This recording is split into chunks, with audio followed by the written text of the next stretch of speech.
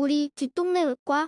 치액은 아까 말씀드렸듯이 이제 혈관 질환이고요. 혈관 질환이고 직장 정맥총이라는 좀 어려운 단어인데 아무튼 직장의 끝에 있는 항문의 설기, 정맥이 이렇게 그물처럼 막 모여 있는 곳이 있습니다. 이제 그 정맥들이 늘어나는 게 치액이에요. 그래서 물론 이제 늘어나는 원인은 여러 가지가 있지만 그 정맥의 정체는 이 정맥 다발이 늘어난 거다 이렇게 알고 계시면 되고, 그렇기 때문에 피가 나는 거고, 그렇기 때문에 줄어들었다가 늘어났다 하는 거죠. 이게 늘어나서 고정되는 게 아니고 정맥 혈관이기 때문에 거기 피가 우려이 되면 늘어났다가 컨디션이 좋고 혈액순환이 잘 되면 줄어들고 이렇게 하는 겁니다. 그래서 치액을 가지고 계신 분들도 모두 이 치액이 늘어나서 그대로 며칠 동안 고정되어 있지는 않거든요. 위치는 고정되어 있지만 아무튼 크기가 계속 왔다 갔다 하면서 피가 났다가 줄어들었다가 그래서 환자들이 이제 피가 났다가 또 안 나니까 괜찮아졌나? 하고 이제 안 오다가 또 피나면 가야 되나? 하다가 또 괜찮아졌나? 이러면서 이제 좀 나빠지는 질환이라고 보시면 되고, 치액도 이제 어떤 정도에 따라서 치료가 매우 다른데요. 우리가 임상적으로 이제 치액은 내치액, 외치액 이렇게 위치적으로 나눠지고, 또 치액에 들어있는 그 물질은 주로 혈관이지만 혈전이 차는 치액도 있거든요. 그래서 이제 들어가는 내용물에 따라서 치액도 좀 이름이 다릅니다. 그래서 좀 심화 과정이긴 하지만 이제 내치액, 외치액, 그리고 뭐 혈전성 치액 이런 거에 대해서 조금 더 말씀을 드리면 좋을 것 같아요.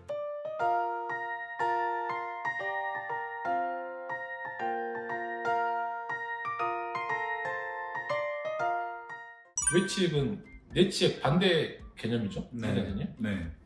일단 내치액하고 외치액을 나누는 기준선이 있습니다. 그렇죠. 네, 기준선이 아예 치상선이라고 그래서 기준에서 치상선 기준으로 이제 바깥쪽은 그렇죠. 외치액, 안쪽에 혈관 총, 그 정맥 설기가 늘어나면 내치액이라고 얘기를 하는데, 일반적으로 이제 외치액 같은 경우에는 단독으로 생기는 경우도 있고 외치액의 결과로 생기는 경우도 있어요. 영향을 받아 생기는 경우가 있는데, 치료부터 얘기를 하면은 외치액의 경우는 단독으로 있을 경우는 굳이 수술을 하지는 않습니다. 그렇죠. 보통 약물 치료를 하고, 그리고 어떻게 보면 더 흔해요. 그렇죠. 내치액보다 흔한 만큼 치료도 약물 치료로 이제 보존적 치료를 하면서 쉽게 갈 수 있는 그런 거라고 보시면 되고, 증상은 이제 내치액 같은 경우에는 많이 진행이 되면 바깥쪽으로 돌출이 되긴 하고, 하지만 메인은 이제 출혈입니다. 그렇죠. 대부분의 이제 환자분들이 말씀을 하시는 게 난 안 아프다. 그렇죠. 이 얘기를 많이 하세요. 안 아프다. 치액은 원래 안 아파요. 네, 원래 안 아픕니다. 치액은. 치액은 원래 안 아픈 게 정상이에요. 메인 증상은 출혈 그리고 돌출입니다. 그렇죠. 네, 그렇게 보시면 될 것 같아요. 뭐 잔변감 좀 있을 수 있고, 뭐 점액질변도 좀 나올 수 있고 한데, 아무튼 치액, 특히 내치액 같은 경우는 안 아프기 때문에 이게 좀 이해가 안 되실 수 있지만, 아까 말씀드린 대로 내치액은 안에 들어있는 내용물이 혈관이기 때문에 되게 물렁물렁한 조직이에요. 그래서 그게 뭐 항문 다른 조직을 누른다거나 아니면 이런 자극이 별로 없기 때문에 통증이 아주 끝까지 내치액 사도까지 가기 전에는 없다고 보시면 되고, 이 내치액도 기수가 있는데요. 기수는 어떻게 되죠? 네, 내치액 같은 경우는 보통 1기부터 4기로 나눠서 저희가 얘기를 하는데요.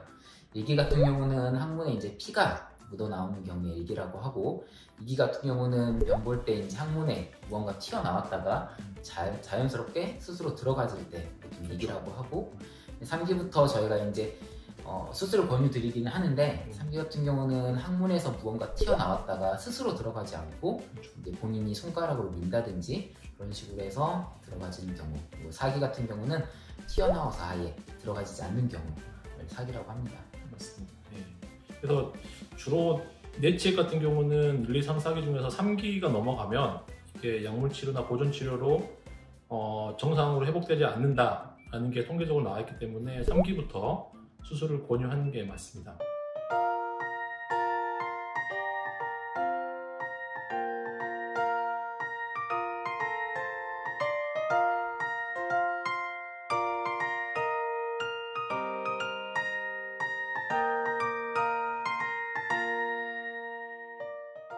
근데 애매한 경우가 3도 초기예요. 네. 3도 초기란 거는 그 치액이 나왔다가 잘 안 들어가요. 그래서 손으로 밀어 넣기도 하고, 아니면 좀 들어가긴 한데 좀 늦게 들어가고 이런 것도 3도 초기라고 할 수 있는데 그때 환자들은 대부분 이제 안 아프기 때문에 이 수술에 대한 니즈가 크지 않거든요. 그렇죠. 근데 3도예요. 우리가 봤을 때. 네. 3도는 교과서적으로 수술을 권유해야 돼요. 맞아.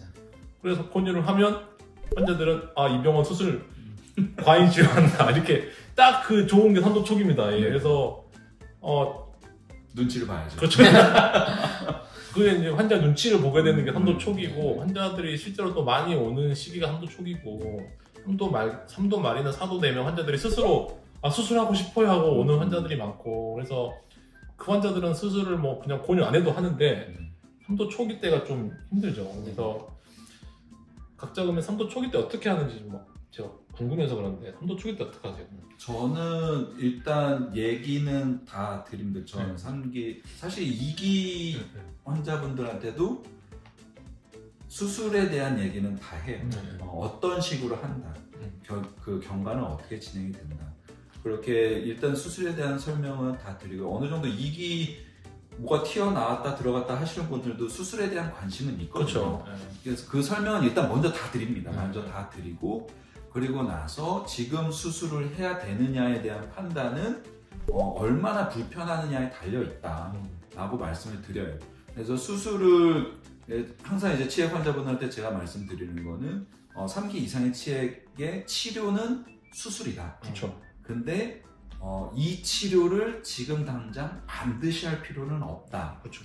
네, 그 시기를 선택을 하는 거는 얼마나 불편한가에 따라 다른 거다 라고 말씀을 보통 드리고 거기에 따라서 이제 환자분들과 상의해서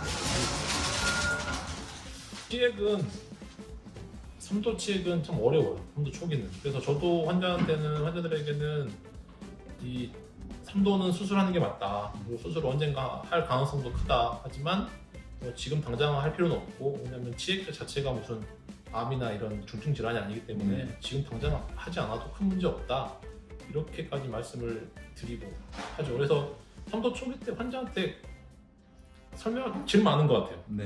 말이 길어져 아주 그냥 이게 환자들이 가장 관심이 그거잖아요. 내가 수술을 해야 되냐 말아야 되냐 이제 그것만 되게 관심이 많은데 되게 애매하게 말해 의사가 수술을 해도 되고 안 해도 되고 뭐 그러니까 환자분들이 원하는 건 사실 의사분들이 결정을 해주는 걸 바라는 분들도 꽤 많거든요. 그렇죠. 그래서 사실 이런 경우에 3도 초기 같은 경우에 수술을 해야 된다라고 우선은 말을 하는 게 좋을 것 같고 대신 환자분이 결정은 하는 거니까 아까 금방 말씀하셨다시피 죽고 사는 문제는 아니고 불편감의 차이이기 때문에 그래서 그 2차 부수적인 거는 환자분이 결정하되 수술은 해야 된다라고 하는 게 사실 좋을 것 같긴 해요. 그러니까 이게 그게 정답인데 이제 자칫 잘못하면 수술을 막 과잉으로 권유하는 병원이 되기 쉽습니다.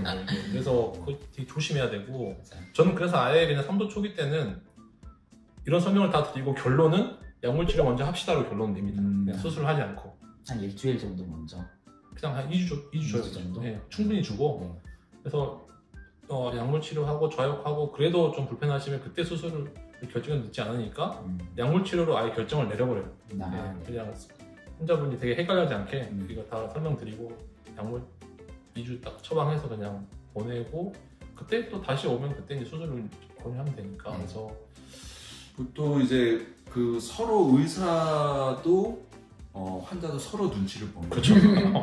환자는 의사가 결정을 내주기를 바라고 의사는 결정 내주기 바라지만 수술 그렇죠. 하긴 싫고 그렇죠.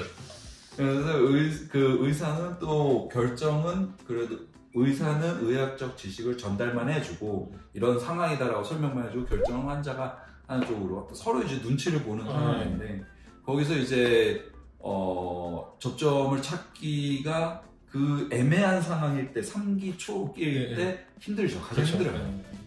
뭐 대부분의 환자분들이 본인이 원하는 결론을 맺어주지 않게 되면 사실은 그 결론을 찾기 위해 또 노력을 하는 경우가 많아요. 맞아요. 다른 분들에게 가서 다시 한번 진찰을 본다든지 이런 경우가 많기 때문에 사실 그런 분들에게 설명을 할 때 물론 저에 대한 생각도 중요하지만 환자분의 생각을 조금 더 고려하는 것도 어떻게 보면 하나의 방법이라고 생각해요.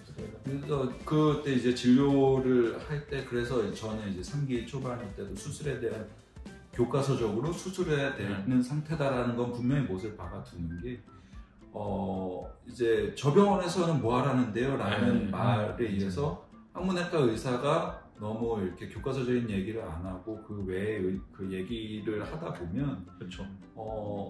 병원마다 얘기가 달라지는 사태가 발생할 수가 있어요. 맞아요. 저는 그런 생각을 갖고 있기 때문에 교과서적인 부분을 분명히 설명을 드리고 그다음에 이제 어쨌든 내 몸이고 교과서랑 현실은 다르게 흘러갈 수가 있는 거니까 이제 상의해서 결정하는 쪽을 그렇게 어렵습니다. 본의 아니게 그 다른 병원 선생님들을 과잉진료하는 선생님으로 내가 만들어볼 수 있고 그럴 수 있죠. 네. 그 선생님은 그냥 교과서대로 수술을 해야 됩니다 하겠지만 그 사람은 환자가 마음에 안 들어서 저희 병원 왔는데 저는 수술하지 안 할게요 해버리면 이제 그 환자분은 이제 저 병원은 그냥 과잉진료하는 건가 이렇게 생각이 그렇죠. 되게 딱 좋은 그런 맞아요. 거예요. 그래서 되게 조심스럽고